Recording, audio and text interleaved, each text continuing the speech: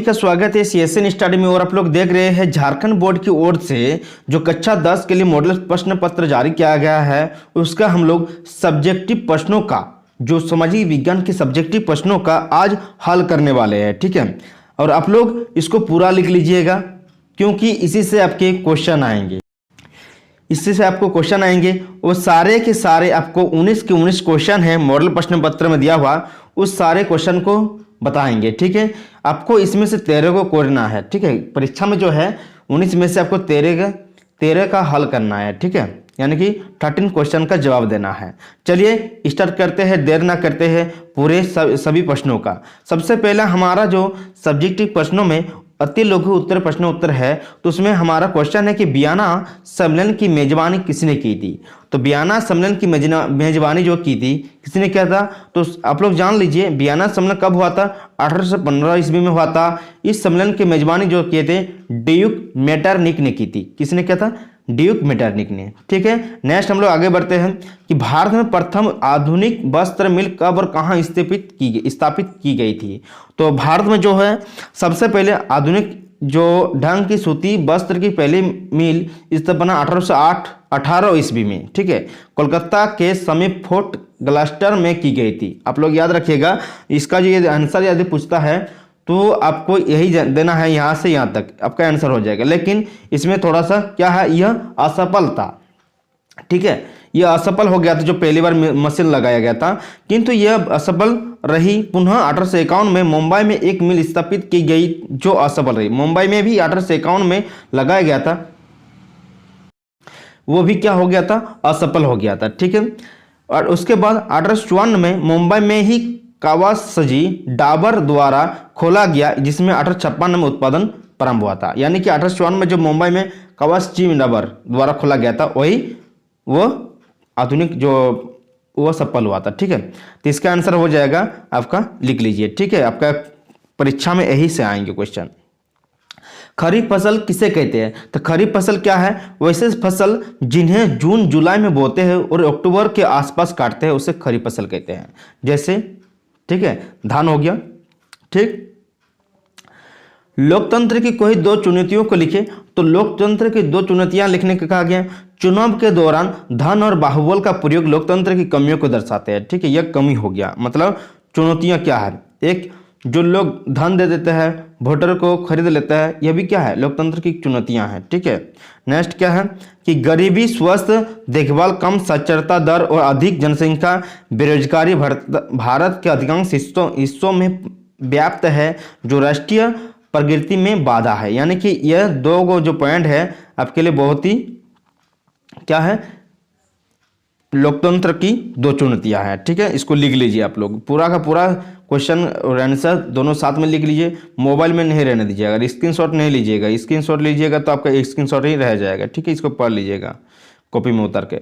समवर्ती सूची के अंतर्गत कौन कौन से विषय आते हैं, यानी कि समवर्ती सूची समझ लीजिए, जो राज्य सरकार और केंद्र सरकार द्वारा एक बनाया गया कानून होता है, तो उसके अंतर्गत क्या जिसे समवर्ती सूची कहते हैं। ठीक है, समवर्ती सूची के अंतर्गत शिक्षा आता है, वन आता है, नापतोल आता है, वन्यजीव एवं पक्षियों का संरक्षण आता है, न्याय का प्रशासन आता है। ठीक है, नेक्स्ट क्वेश्चन क्या है हमारे पास कि मुद्रा को विनिमय का माध्यम क्यों कहा जाता है। तो मुद्रा को विनिमय का माध्यम क्यों कहा जाता है, क्योंकि मुद्रा के बिना हम लोग कुछ ना ले सकते हैं ना दे सकते हैं ना। तो अभी पहले क्या होता था, सब कुछ जैसे मेरे पास धान है, किसी के पास गेहूं है, तो उसका जरूरत होगा तभी ना लेंगे। तो उस सब धान जिस हम खोजेंगे किसके पास गेहूं है, मुझे गेहूं का जरूरत है, और जिस गेहूं वाले को धान का जरूरत है।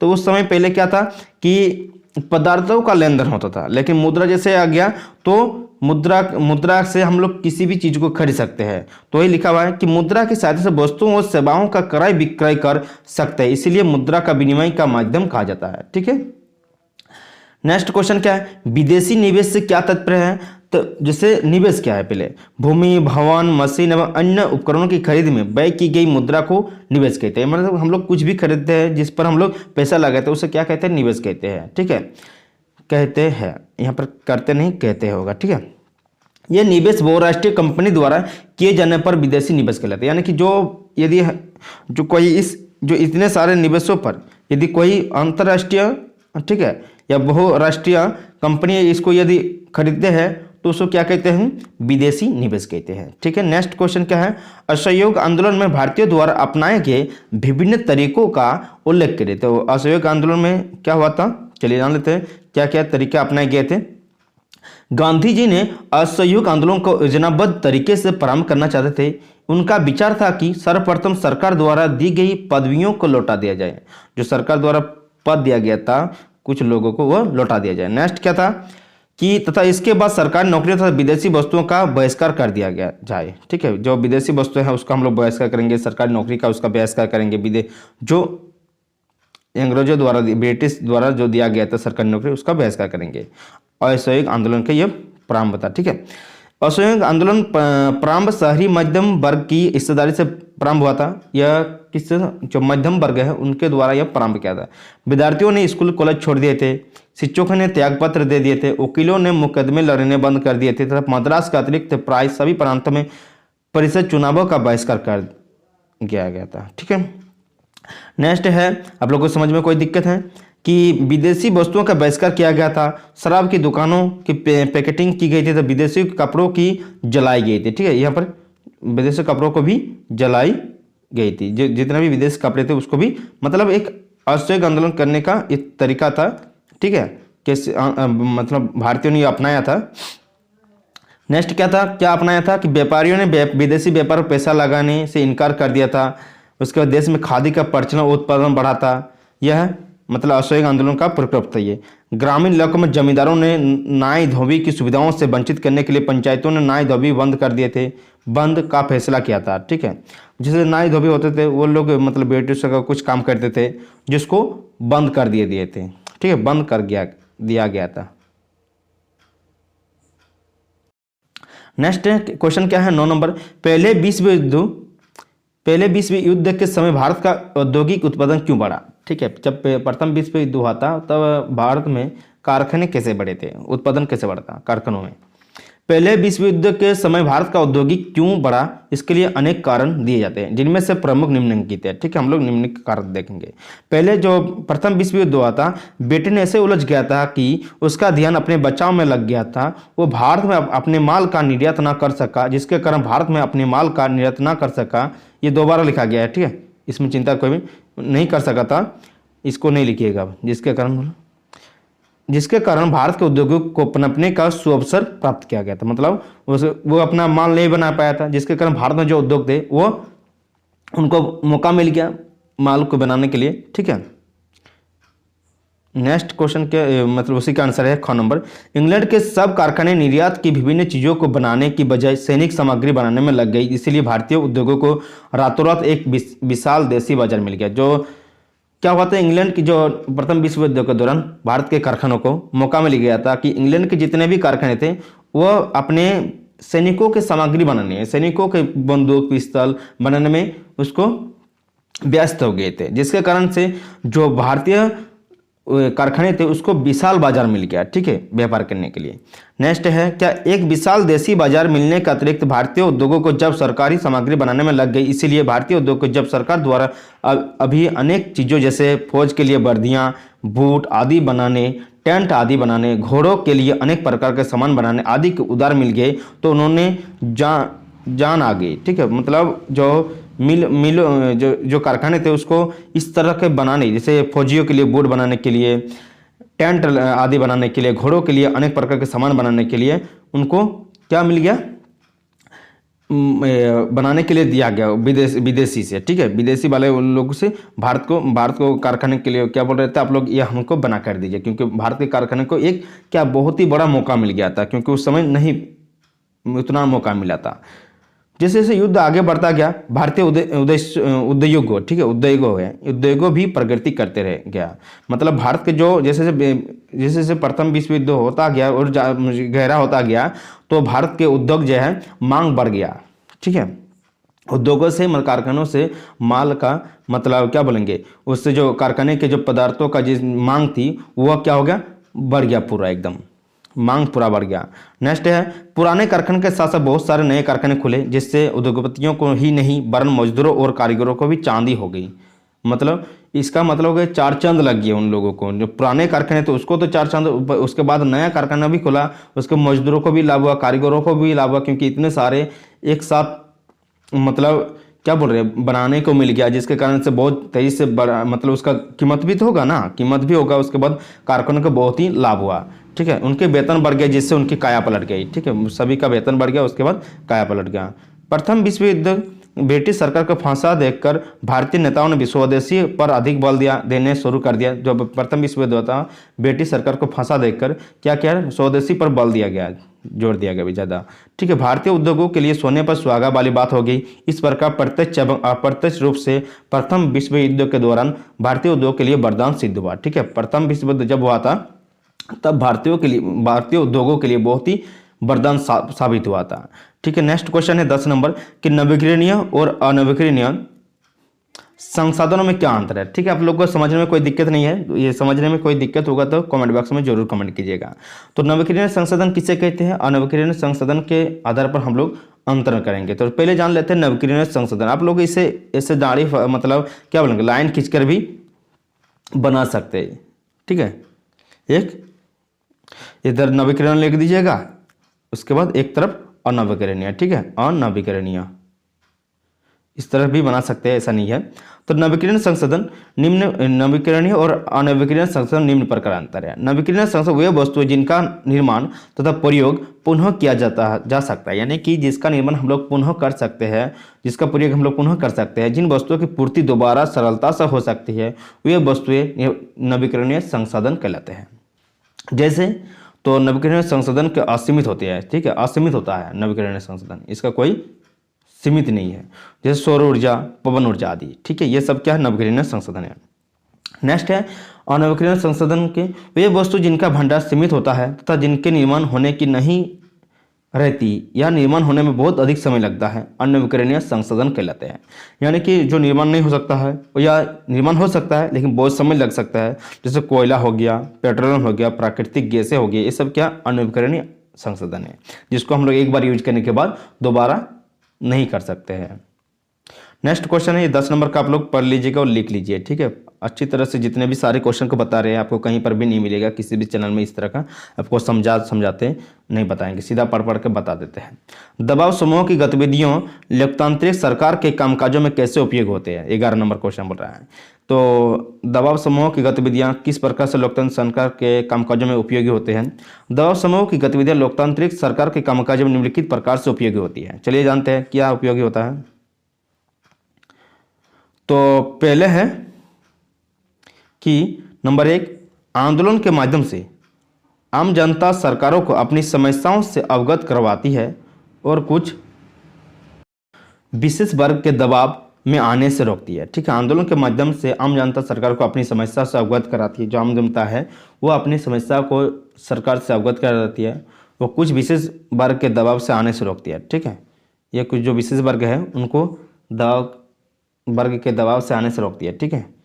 नेक्स्ट है दबाव समूह सरकार को निरंकुश होने से रोकते हैं और लोकतंत्र को मजबूत करते हैं। दबाव समूह जो होते हैं लोकतंत्र को मजबूत करते हैं, जो निरंकुश होने से रोकते हैं सरकार को। दबाव समूह सरकार को किसी हित में कानून बनाने से रोकता है। किसी के हित में जो दबाव समूह होता है, दबाव समूह क्या करता है, सरकार कोई कुछ अच्छा करना चाहता है, लेकिन दबाव समूह क्या करता है, सरकार के किसी हित में कानून बनाने से रोकता है, मतलब वो रोकता है, मतलब आम लोगों की अच्छा होगा, दबाव समूह क्या करता है, वो रोकता है, ठीक है। ये समाज के विभिन्न समुदायों में संतुलन बने रखते हैं। ये समाज के विभिन्न समुदायों में क्या करते हैं, अपना पावर दिखा कर रखते हैं, ठीक है।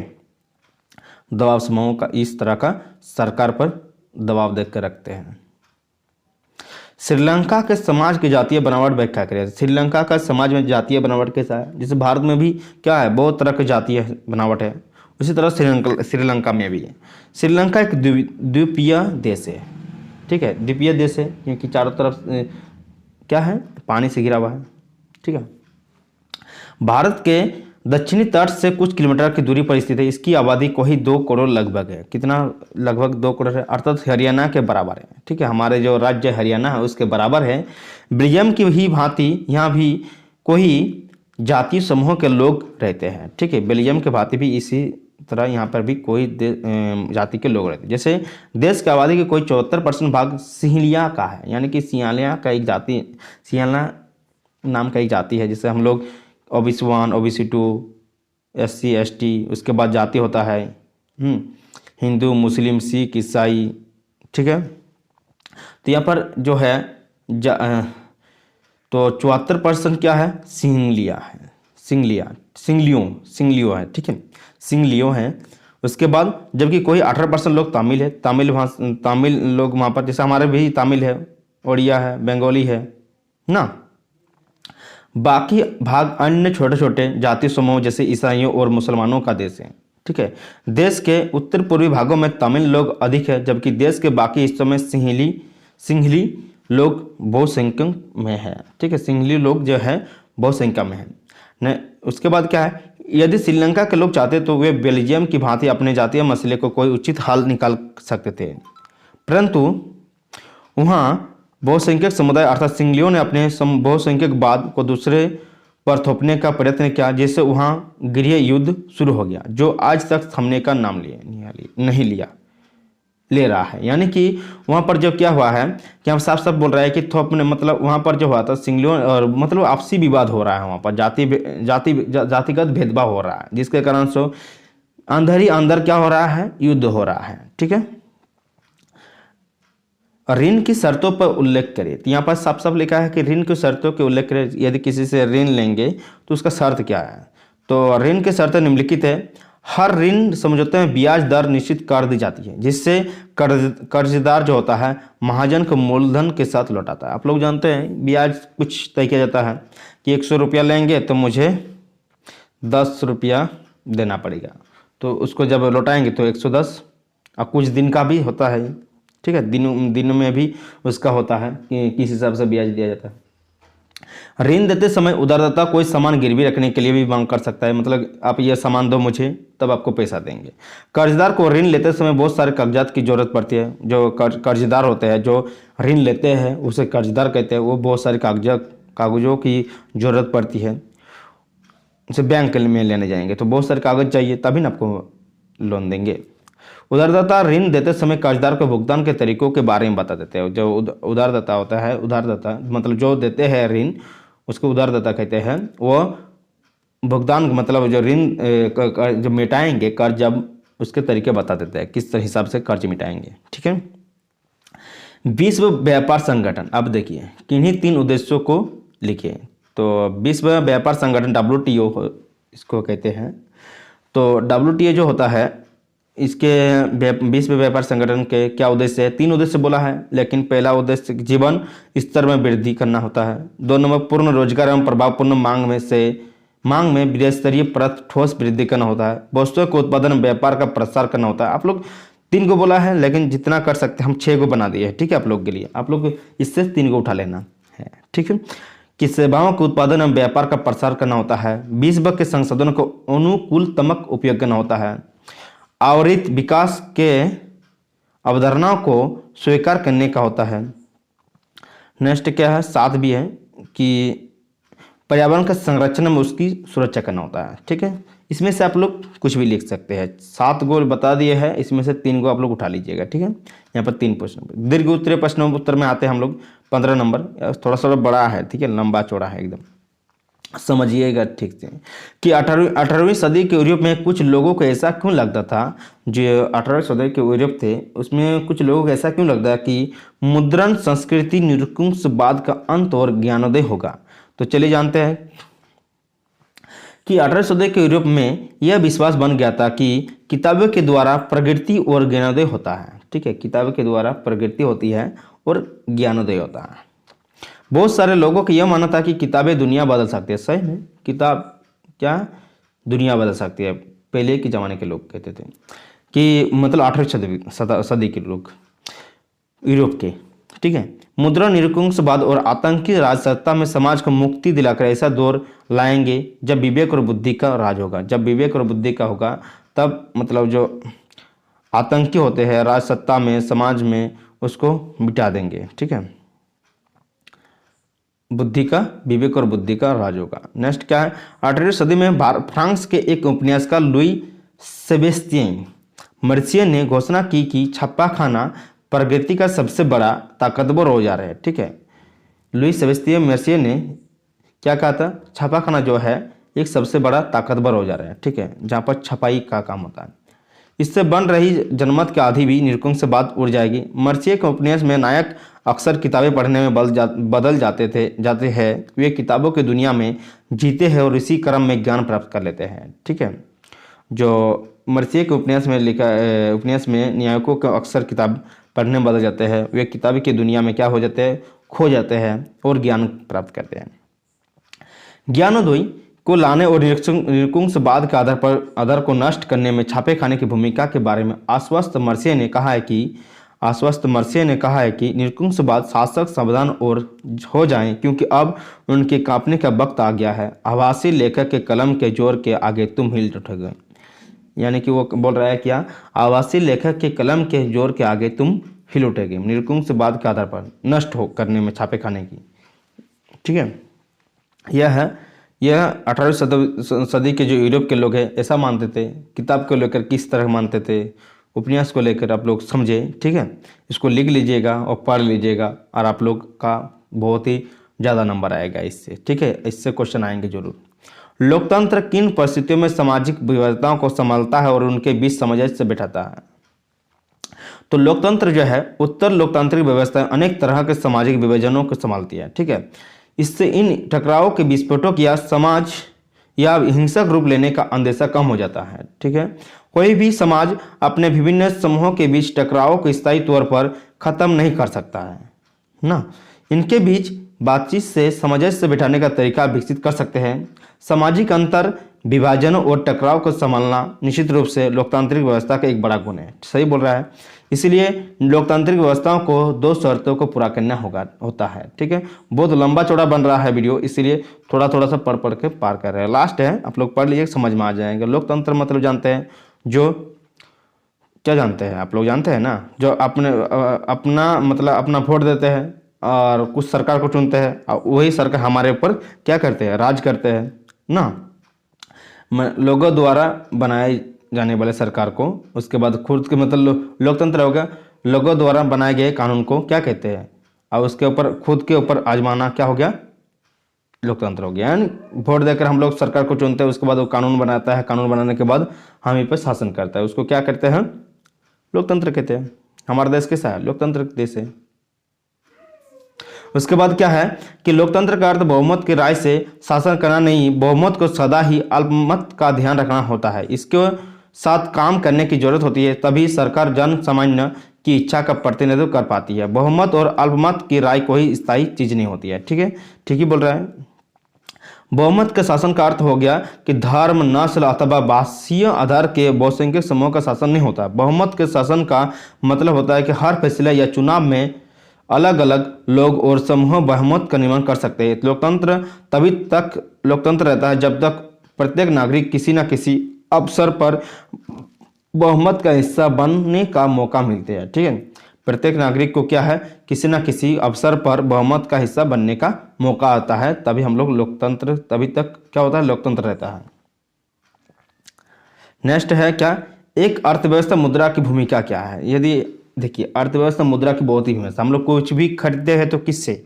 मुद्रा के बिना कुछ भी नहीं हो सकता है ना। अभी पहले के जमाने का अलग था कि एक अर्थव्यवस्था मुद्रा की भूमिका निम्न है कि उपभोग में मुद्रा की भूमिका। उपभोग में कैसे हम लोग मुद्रा की भूमिका यूज करते हैं? देखिए, जैसा कि हम जानते हैं कि मुद्रा विनिमय माध्यम रूप में अपनाई जाती है, इसलिए हम आवश्यकता की संतुष्टि के लिए मुद्रा के बदले वस्तु तथा सेवाओं का क्रय कर सकते हैं। ठीक है, व्यापार में मुद्रा की भूमिका। मुद्रा के द्वारा व्यापारिक क्रियाएं सफलतापूर्वक की जाती है, क्योंकि मुद्रा की सहायता से एक स्थान से वस्तुओं का क्रय करके उन्हें दूसरे स्थान पर विक्रय किया जाता है। सही बोल रहा है कि हम लोग मुद्रा क्या करते हैं? व्यापार करता है, क्योंकि मुद्रा के बिना हम लोग व्यापार नहीं कर सकते। मुद्रा के वजह से हम लोग कुछ भी खरीदते हैं।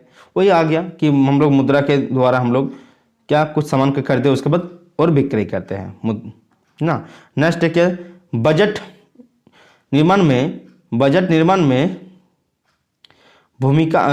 सरकार व्यय तथा प्राप्तियों का माप मुद्रा में किया जाता है। ठीक है, मतलब बजट निर्माण, उसके बाद भूमिका सरकार भाई, मतलब सरकार किस तरह से खर्च कर रहा है किस चीज़ पर, वो भी मुद्रा पर ही आता है। बजट बनाता है सरकार, वो भी किस में, मुद्रा में, जिसके द्वारा करों की दर, ऋण दर, ब्याज दर, उसके बाद ऋण दर, ब्याज दर सफलतापूर्वक बनाई जाती है। इसे मुद्रा से ही प्रदर्शित किया जाता है। जितना भी चीज़ है सभी चीज़, जैसे बजट बनाया जाता है सर, इसमें इतना खर्चा होगा, एडुकेशन में इतना खर्चा होगा, उसके बाद सेना में इतना खर्चा होगा, ठीक है, उसके बाद सड़कों में कितना खर्चा होगा, एक बजट बनाया जाता है देश के अंदर।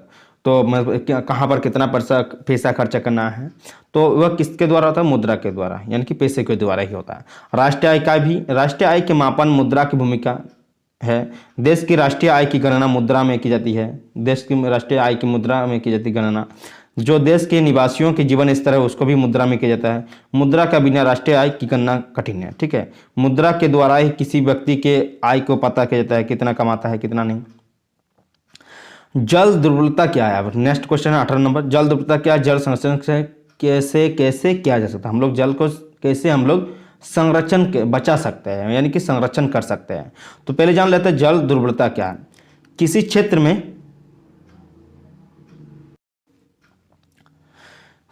में जल की आवश्यकता को पूरा करने के लिए पर्याप्त जल स्रोत का ना होना जल दुर्बलता कहते हैं। यानी कि जो आवश्यकता है हम लोग जरूरतों को पूरा नहीं कर पाते हैं, ठीक है, जल मतलब जल का अभाव को ही क्या कहते हैं, जल दुर्बलता कहते हैं। यानी कि हम लोग जो जरूरत के हिसाब से हम लोग जल नहीं मिल पाता है उसको क्या कहते हैं, जल दुर्बलता। यानी कि किसी क्षेत्र में जल की आवश्यकता को पूरा करने के लिए पर्याप्त जल स्रोत का ना होना ही जल दुर्बलता कहलाता है।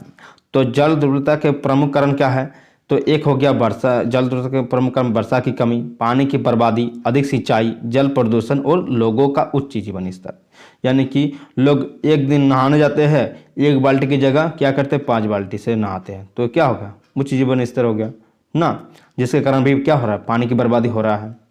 तो वर्षा की कमी, वर्षा नहीं होगी, आप लोग इसको बना कर रख सकते हैं कि वर्षा की कमी कारण क्या भारत में कोई ऐसे स्थान जहां पर वर्षा की कमी का सामना करना पड़ता है, ऐसे स्थानों के थार महोत्सव का नाम जो सबसे पहले आता है।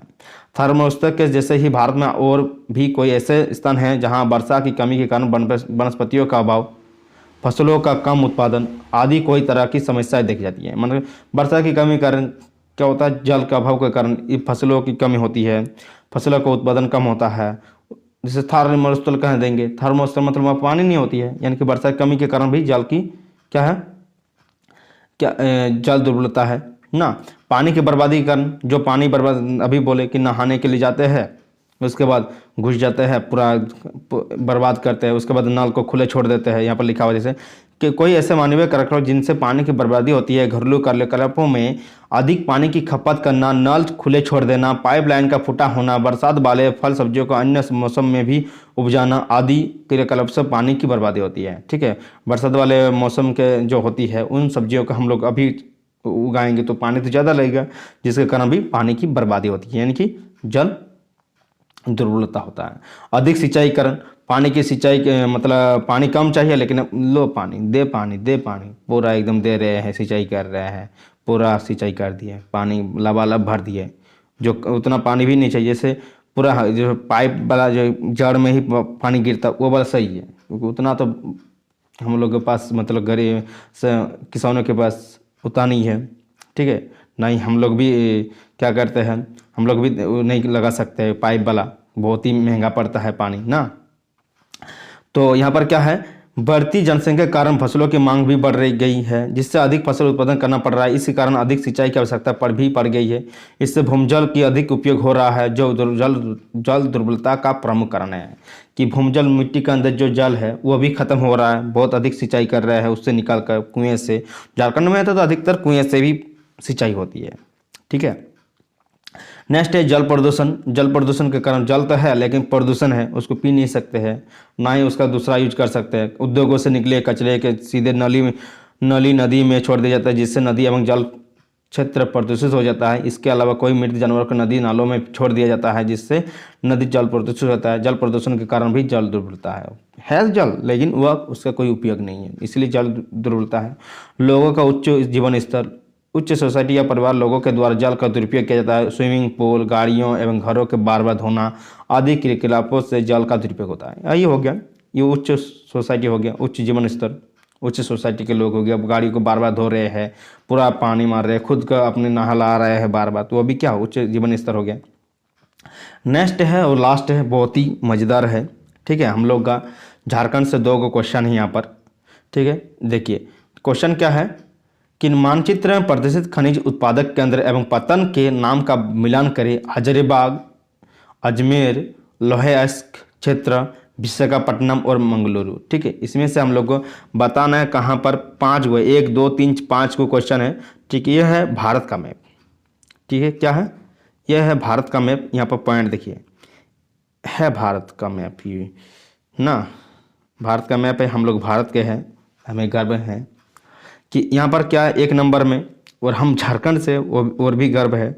2 नंबर देखिए, 3 नंबर देखिए, 4 नंबर, 5 नंबर, इसमें भरना है उन राज्यों के नाम, मतलब जो यहाँ पर दिया गया है कि अजमेर, हजारीबाग, लोहायस्क क्षेत्र, विशाखापट्टनम और मंगलुरु, ठीक है। इसको भरेंगे तो पहले 1 नंबर में क्या है, ठीक है। 1 नंबर में जो है अजमेर है, अजमेर या 1 नंबर में क्या भरिएगा? अजमेर, यानी कि राजस्थान में है, ठीक है। दूसरा नंबर में क्या भरिएगा आप लोग? दूसरा नंबर में भरिएगा हजारीबाग, यानी अपना झारखंड, जौहर झारखंड, ठीक है। अपना झारखंड है 2 नंबर में। 3 नंबर में भी क्या है? लोहायस्क क्षेत्र, हजारीबाग, मतलब लोहायस्क क्षेत्र, पूर्वी सिंहभूम, ठीक है, जमशेदपुर, लोहायस्क क्षेत्र 3 नंबर झारखंड, ठीक है, लोहायस्क क्षेत्र। 4 नंबर पूछा था विशाखापट्टनम, तो विशाखापट्टनम 4 नंबर में है, ठीक है। विशाखापट्टनम कहाँ है? यह विशाखापट्टनम कौन सा है? आंध्र प्रदेश में। 5 नंबर क्या है? मंगलुरु, तो मंगलुरु कहाँ है? यहाँ पर है, यह है मंगलुरु, तो कर्नाटक में है, ठीक है। इसका आंसर यह हो गया कि आपको पूछा गया था मैप में दिखाने बोला था, आप क्या क्या दिखाने बोला था कि हजारीबाग कहाँ है, अजमेर कहाँ है, लोहायस्क क्षेत्र कहाँ है, विशाखापट्टनम कहाँ है और मंगलुरु क्या है, तो आपको दिखा दिए, ठीक है। लिख लीजिएगा, और हमारे टेलीग्राम चैनल में जुड़े हुए तो इसको हम लोग भेज देंगे, ठीक है। मिलते हैं इसी तरह के वीडियो के साथ। आप लोगों को कैसा लगा आप लोग जरूर नोट कर लीजिएगा, ठीक है। उसके बाद पढ़ लीजिएगा, आप लोगों को समझ में आ जाएगा, ठीक है। ऐसा नहीं है बहुत लंबा चौड़ा है कुछ प्रश्न, इसलिए उसको स्पीड में तान दिए, क्योंकि ताकि आप लोग को बोरिंग ना लगे, ठीक है। आप लोग लिखिएगा तो जरूर आपको पढ़ने में मजा आएगा, ठीक है। ऐसा नहीं है बहुत ही हार्ड भाषा नहीं है, ठीक है। मिलते हैं नेक्स्ट वीडियो के साथ, तब तक के लिए जय हिंद। आप लोग कमेंट बॉक्स में जरूर कमेंट कीजिएगा।